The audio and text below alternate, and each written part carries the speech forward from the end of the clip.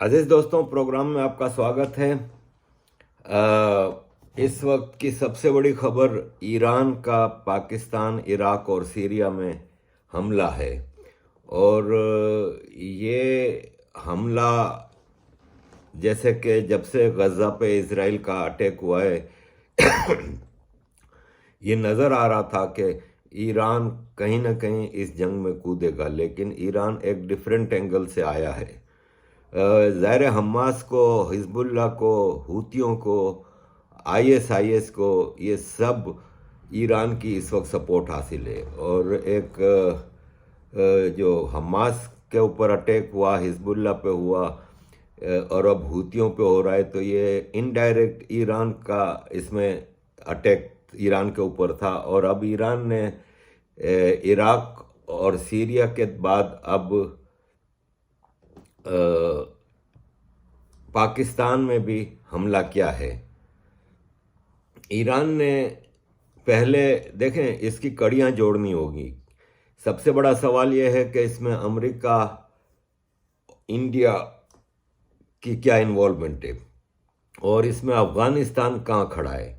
क्योंकि after all इस reason में अगर आप देखें तो अफ़गानिस्तान ईरान और पाकिस्तान के बीच में एक स्टेट है और तालिबान से पाकिस्तान के मसले तो चल रहे हैं। और हमें इंडिया इसलिए भी कि 13 जनवरी को फॉरेन मिनिस्टर इंडिया के जयशंकर जी कहते हैं कि दुनिया में कोई ऐसा इशू नहीं जो भारत के मशवरे के बगैर हल हो, या किसी भी इशू पे भारत की कंसल्टेंसी होती है। और 15 जनवरी को जयशंकर जी मिलते हैं ईरानियन प्रेसिडेंट से, और ईरान के प्रेसिडेंट डॉक्टर इब्राहिम रईसी से जयशंकर जी की मुलाकात होती है 15 जनवरी को। और उन्होंने सिंपल सा ज़ाहिर प्रेस रिलीज में यही कहा है कि नरेंद्र मोदी जी का मैंने गुड गेस्चर का मैसेज दिया है और हमने प्रोडक्टिव डिस्कशंस की, सब कुछ। 15 जनवरी को ये होता है। 16 जनवरी को पाकिस्तान के पपिट प्राइम मिनिस्टर कक्कड़ साहब मिलते हैं ईरान के फॉरेन मिनिस्टर से डेवोस स्विट्ज़रलैंड में, जहाँ पे वो वर्ल्ड इकोनॉमिक फोरम के इजलास में गए हैं। 16 को ये मिलते हैं और 16 को ही ईरान पाकिस्तान पे अटैक करता है। अब उसमें कई चीज़ें हैं। अभी तक ईरान का पाकिस्तान के ऊपर अटैक के मामले में अमेरिका का कोई बयान नहीं आया। तो ये सारी गुत्थियां सुलझाने की ज़रूरत है। अमेरिका के अंडर सेक्रेटरी जो हैं मिस्टर वर्मा, वो अभी पाकिस्तान के ट्रिप पे 3-4 दिन पहले आए थे। ईरान ने जो पाकिस्तान के ऊपर अटैक किया है वो लश्कर जैशल अदल बलूचिस्तान में अटैक किया है कि ये टेररिस्ट ग्रुप हैं। तो देखें, अरबियन गल्फ में जो हूतियों के अटैक के बाद अमेरिका और यूरोप के शिप गए हैं, नेवी शिप, और उसकी देख रेख करने के लिए इंडिया ने भी अपने शिप भेजे थे नेवी के। लेकिन इंडिया का मकसद ये था कि कई ऐसे शिप जिन पे हूती अटैक करते हैं उसमें इंडियन स्टाफ, इंडियन नेशनल होते हैं, तो वो अपने नेशनल्स की सिक्योरिटी के लिए गए थे। पाकिस्तान ने नेवी वहाँ पे क्यों भेजी, ये मैंने आपको पिछली वीडियो में भी सवाल किया था कि पाकिस्तान ने अपनी नेवी के शिप भेजे हैं अरबियन गल्फ में कि हम अपने ट्रेड रूट्स की हिफाजत के लिए। पाकिस्तान की कौन सी ट्रेड है? पाकिस्तान कंगला इस वक्त भिखारी, चला उनके पास तो कुछ भी नहीं आ रहा, ना जा रहा है, उन्होंने क्यों भेजी? तो ये सारी चीज़ों में देखना यह है कि जब हूतियों पे अमेरिका और इंग्लैंड ने अटैक किया तो उनको कहीं से सपोर्ट नहीं मिली थी। सब ने मना कर दिया था, France, Italy, Germany, Australia, Canada, इन सब ने मना कर दिया था। सऊदी अरब, अरबियन गल्फ वगैरह ने अपना एयर स्पेस दे दिया था सिवाय ओमान के। बाकी किसी ने मतलब अपनी आर्मी नहीं दी, अड्डे नहीं दिए, कुछ नहीं दिया। ऐसे में पाकिस्तान भाड़े की फौज भी इसमें इन्वॉल्व है। अब जब पाकिस्तान की इन्वॉल्वमेंट है तो ईरान ने ये सब किया ना। और वर्मा साहब क्या करने आए थे पाकिस्तान? उनका इन सब चीज़ों में क्या था जो वर्मा साहब अमेरिका में अंडर सेक्रेटरी हैं जो तो वो अंडर सेक्रेटरी ऑफ मैनेजमेंट हैं। तो ये सोचने की बात है कि अचानक ये सारी मूवमेंट होती है इस रीजन में कि ईरानियन फॉरेन मिनिस्टर पाकिस्तान के प्राइम मिनिस्टर से मिलते हैं, भारत के फॉरेन मिनिस्टर ईरान के प्रेसिडेंट से मिलते हैं। इसमें इस सारी चीज़ों का ये है कि शायद, बल्कि यकीनन ये चीज़ है कि अमेरिका है ना, वो काफ़ी अरसे से पाकिस्तान के बलूचिस्तान से ईरान में टेररिस्ट की एक्टिविटीज़ करता है। ईरान को ये यकीन है कि जो अभी 2 हफ्ते पहले 10 दिन पहले ईरान के अंदर दो बम धमाके हुए थे जिसमें 100 से ज़्यादा लोग मर गए थे, और ईरान ने उसी वक्त कहा था कि हम बदला लेंगे। तो इस वक्त ईरान का अगर आप देखें तो एक्चुअली मैं इस वक्त ये जल्दबाजी में वीडियो बना रहा हूँ, तो मैं एडिटिंग में आपको वो नक्शे वगैरह नहीं दिखा सकता। ये मैं आपको यकीन दिलाता हूँ कि मैं जितनी बातें कर रहा हूँ उसकी रिपोर्ट्स मेरे पास मौजूद हैं। तो ईरान का नक्शा देखें तो इसके राइट साइड यानी ईस्ट में पाकिस्तान है और लेफ्ट साइड यानी वेस्ट में इराक है। अब इराक सीरिया अमेरिका के कंट्रोल में है काफ़ी हद तक, और पाकिस्तान वो भी अमेरिका के कंट्रोल में है।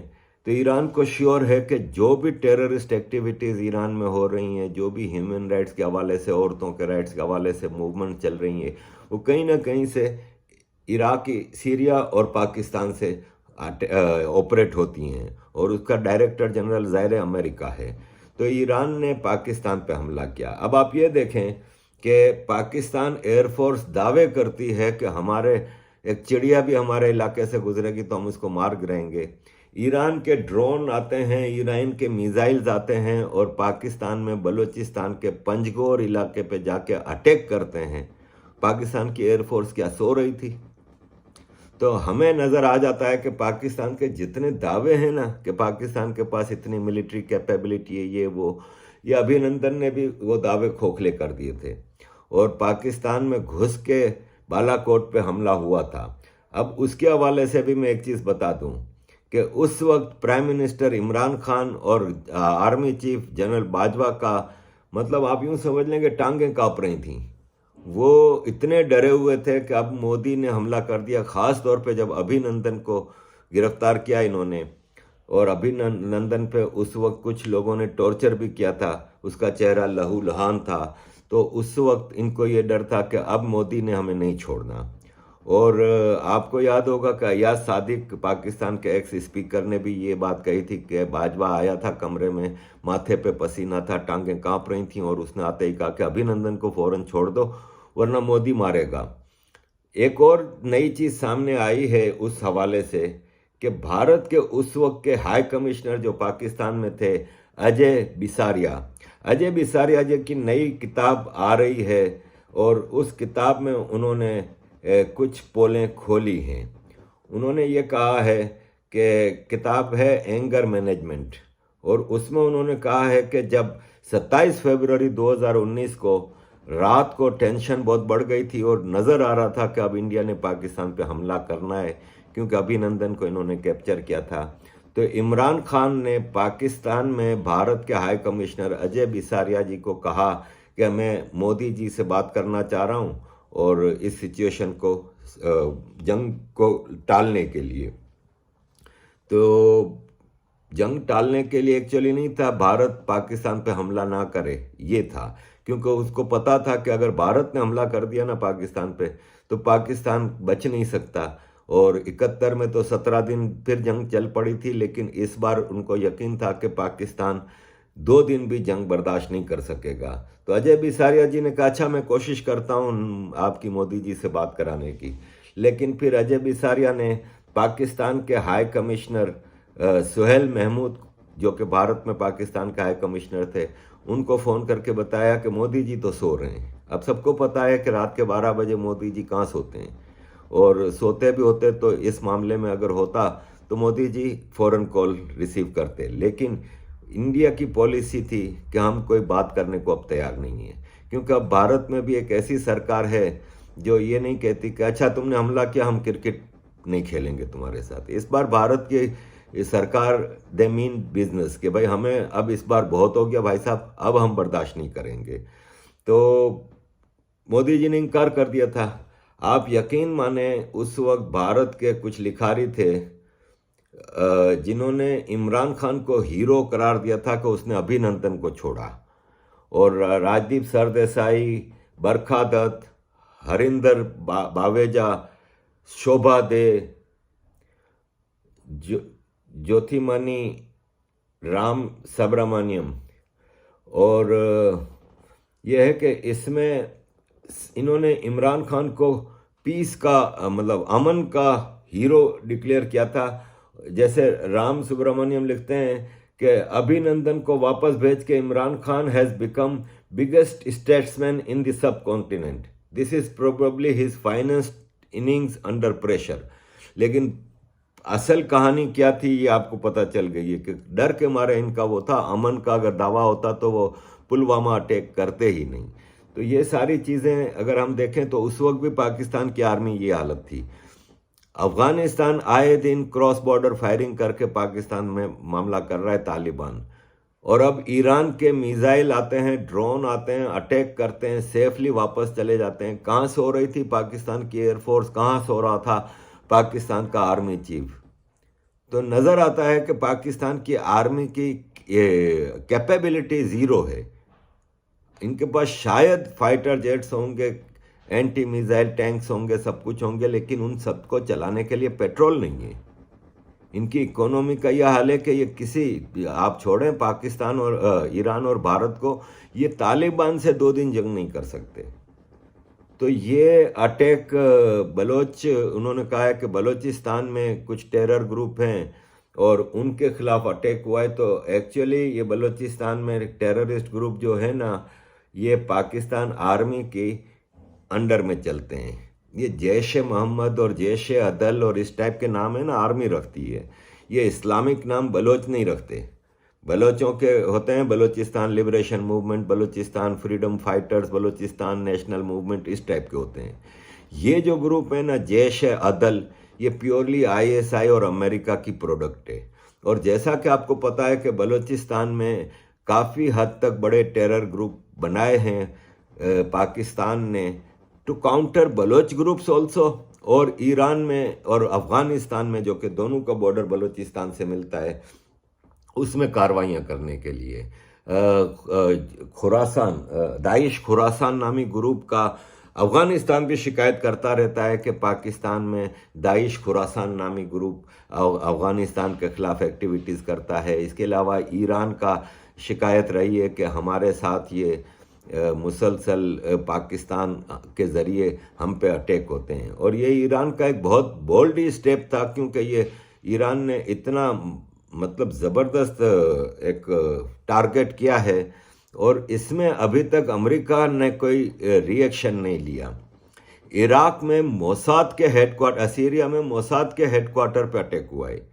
इराक में अमेरिकन कॉन्सुलेट के पास बम धमाके हुए हैं, और उन बम धमाकों की ईरान द कंट्री ने डायरेक्टली रिस्पॉन्सिबिलिटी ली है। ईरान ने कहा है कि जो अमेरिकी कॉन्सुलेट इराक पे बम धमाका हुआ है वो हमने कराए हैं, और ईरान ने कहा है कि मिसाइल अटैक कॉन्सुलेट इराक में भी हमने कराए हैं, और मोसाद के हेडक्वार्टर में भी अटैक ईरान ने कराए, और उसकी रिस्पॉन्सिबिलिटी भी कबूल कर रहा है, अमेरिका खामोश बैठा है।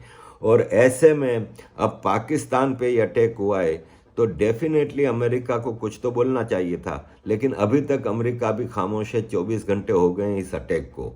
तो अजीज़ दोस्तों, जंग इस इलाके में काफ़ी बढ़ती जा रही है, मामलात इतने अच्छे नहीं हैं। तोरखम बॉर्डर से पाकिस्तान ने अफ़गानिस्तान के साथ ट्रेड 3-4 दिन से बंद रखी थी कि हम अफ़गान जो आ रहे हैं इधर ड्राइवर ट्रक में, उनको वीज़ा की रिस्ट्रिक्शन कर दी है और ये सारी चीज़ों में। तो अब अफ़गानिस्तान ने कह दिया कि भाई साहब तुम क्या समझते हो कि हम तुम्हारे मोहताज हैं, क्योंकि सबसे ज़्यादा अफ़गानिस्तान की ट्रेड इसी तोरखम बॉर्डर से होती है। तो अफ़गानिस्तान ने साफ कह दिया कि अच्छा भाई, अगर ये सारा मसला है ना, तो हम परमानेंटली इस बॉर्डर को बंद कर देते हैं, फिर हमें तुमसे ट्रेड करनी ही नहीं। और इससे ईरान और अफगानिस्तान से पाकिस्तान की आर्मी की सबसे बड़ी इनकम इस वक्त इन दो बॉर्डर से होती है, क्योंकि इतनी स्मगलिंग होती है ईरान और अफगानिस्तान से। तो इस वक्त आर्मी की अपनी जो स्मगलिंग की इनकम थी वो बंद हो जाएगी। ईरान से मामलात ख़राब होने का मतलब ये है कि डीजल और पेट्रोल जो स्मगल हो के ईरान से पाकिस्तान आता था वो बंद हो जाएगा, जिससे पाकिस्तान जो मज़े से इस वक्त दुनिया में कहीं से मंगवा नहीं रहा पेट्रोल और डीजल, और वो बंद हो जाएगा तो पाकिस्तान का सत्यानाश। ऐसे में आपको ये देखना होगा कि हूतियों के और अमेरिका और इंग्लैंड के जो अटैक्स शुरू हो गए हैं अरबियन गल्फ में, उससे कई मेजर ट्रांसपोर्ट शिपिंग कंपनियों ने अपनी ट्रेड बंद कर दी है। और कतर ने, जो कि दुनिया का सबसे बड़ा गैस सप्लायर है और ख़ास तौर पे पाकिस्तान और दुनिया के दूसरे मुल्कों में गैस कतर से सप्लाई होती है, वो कतर ने ऐलान कर दिया है कि जब तक अभी मामला ठंडा नहीं पड़ता हम गैस की सप्लाई बंद कर रहे हैं। तो इस वक्त जो दुनिया में एक तो एनर्जी क्राइसिस आना है सो आना है, लेकिन अब जो पाकिस्तान में एनर्जी क्राइसिस है, क्योंकि पाकिस्तान में पेट्रोल और डीजल तो ईरान से स्मगल होकर आता था, गैस आती थी कतर से, और इनके पास इतनी कैपेसिटी नहीं है जैसे भारत है, जैसे अमेरिका है, जैसे चाइना है। ये अपना 6-6 महीने का स्टॉक रखते हैं। पाकिस्तान के पास तो भिखारी के पास कुछ है नहीं, तो इनके पास स्टॉक भी नहीं है। तो अभी जो हालत बिगड़नी है, और अगर ये जंग बढ़ती है कि ईरान अगर अभी मज़ीद कोई हमले करता है तो मामला, और फिर अमेरिका के, इसराइल के और अमेरिका के पिट्ठू पाकिस्तान के ऊपर ईरान के डायरेक्ट अटैक से, ये भी एक पॉसिबिलिटी है कि अमेरिका इसमें कहीं ना कहीं इन्वॉल्व हो जाए। और अगर कोई एक आध मिसाइल इसराइल पे ईरान का गिर गया या ईरान पे इसराइल का गिर गया, तो ये जंग बढ़ने का बहुत ही ज़्यादा एक ख़तरा है। और नज़र ये आता है कि जो एस्केलेशन नज़र आ रहा था गज़ा के ऊपर 8 अक्टूबर को इसराइल के हमले पे, 7 अक्टूबर को हमास ने हमला किया था इसराइल पे, और 8 अक्टूबर को गज़ा पे इसराइल ने बमबारी शुरू की थी 8 अक्टूबर को। तो उससे बाद नज़र आ रहा था कि कहीं ना कहीं अब ईरान को इस जंग में आना होगा। ईरान एक डिफरेंट एंगल से आया है, उसने डायरेक्ट उस रूट को उसको टारगेट किया है जहाँ से ईरान के इंटरेस्ट को, ईरान के अंदर मामलात को ख़राब किया जाता है। ज़ाहिर है पाकिस्तान हो, इज़राइल हो, सीरिया हो, इराक हो, ये सब इस वक्त अमेरिका के कंट्रोल में कंट्रीज़ हैं। सीरिया में बशर अल असद एक छोटे से इलाके पे रूल कर रहा है, बाकी तो सीरिया में अमेरिकन फोर्सेस का कब्ज़ा है और बाकायदा इनके बड़े बड़े अड्डे हैं। इराक ज़ाहिर है टोटली अमेरिका के कंट्रोल में है। पाकिस्तान अमेरिका का पिट्ठू है, और इज़राइल। तो ये सारे सिनारियों में आप एक बात देखें कि 1947 में जो इंग्लैंड ने 2 बंटवारे किए थे रिलीजियस ग्राउंड पे, एक भारत में से पाकिस्तान निकाला था, एक अरबियन गल्फ में से इज़राइल निकाला था, वो इस वक्त सेंटर पॉइंट हैं। और आज आपको समझ आएगी कि क्यों ये 2 स्टेट क्रिएट की गई थी, क्यों भारत का बंटवारा हुआ था। कि आज आप देखें कि इस पूरे रीजन में जो कि दुनिया की एनर्जी सोर्सेज का सबसे बड़ा ज़रिया है, उसमें इज़राइल और पाकिस्तान कितना इम्पोर्टेंट हैं इंग्लैंड अमेरिका के लिए।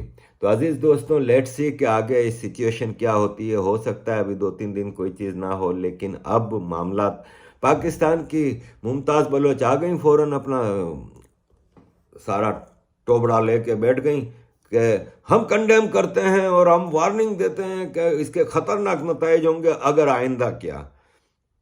तो पंजाबियों की, जो कन्वर्टेड पंजाबी हैं, उनके बारे में पाकिस्तान में एक मशहूर है कि इनको कोई एक थप्पड़ मारे ना तो कहते हैं कि अब के मार, और दूसरा मारता है कहता है अब के मार, मैं अपने बड़े भाई को लेके आ जाऊंगा।